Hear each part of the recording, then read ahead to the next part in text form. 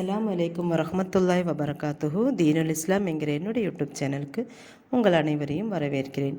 இன்றைக்கி நாம் பார்க்க போகிறது லைஃப்பில் நடக்கவே நடக்காதுன்னு நினைத்த ஒரு காரியத்தை நடத்தி காட்டும் ஒரு அமல் தான். முதல்ல நாம் புரிஞ்சுக்கணும், நாம் எந்த அமல் செஞ்சாலும் நமக்கு முதல்ல நம்பிக்கை வேண்டும். இந்த அமல் நான் செய்கிறதுனால என் ரப்பு எனக்கு நடத்தி தருவான் என்கிற நம்பிக்கையோடு செய்யுங்க. 5 நேர தொழுகையை கண்டிப்பாக தொழ வேண்டும். ஃபர்லான தொழுகையை நிறைவேற்றாமல் நாம் எந்த அமல் செஞ்சாலும் அதில் பலன் இருக்காது. நாம் இருக்கிற நிலைமையில் இதெல்லாம் நடக்குமா?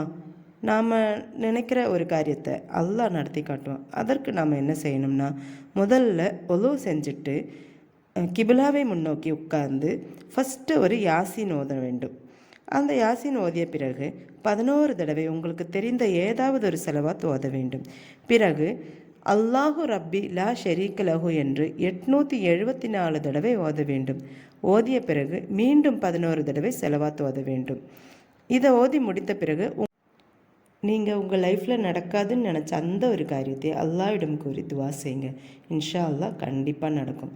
மறுபடியும் ஒரு தடவை சொல்கிறேன். முதல்ல ஒரு யாசின் ஓதணும், பிறகு 11 செலவாத் ஓத வேண்டும், பிறகு 874 தடவை அல்லாஹு ரப்பி லா ஷரீக லஹு என்று ஓத வேண்டும், பிறகு மறுபடியும் 11 தடவை செலவாத் ஓத வேண்டும்.